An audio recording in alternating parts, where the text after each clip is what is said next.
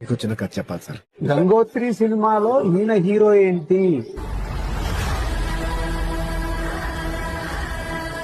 So 2016లో start అయింది బన్నీ మీద trolling. చెప్పండి బ్రదర్. చెప్పక్కర్లేదు బ్రదర్, దొరికిసాడు Allu Arjun. I actually wanted to take the award from him.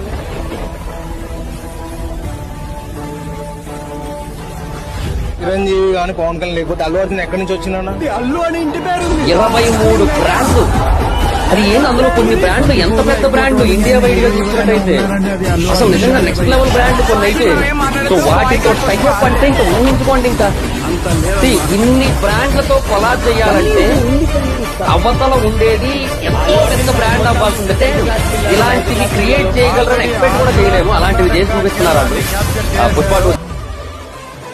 ఇంటియా అని చెప్పగానే అటువైపు ఆయన అన్నాడంట, అల్లు అర్జున్ తగ్గేదేలే అని.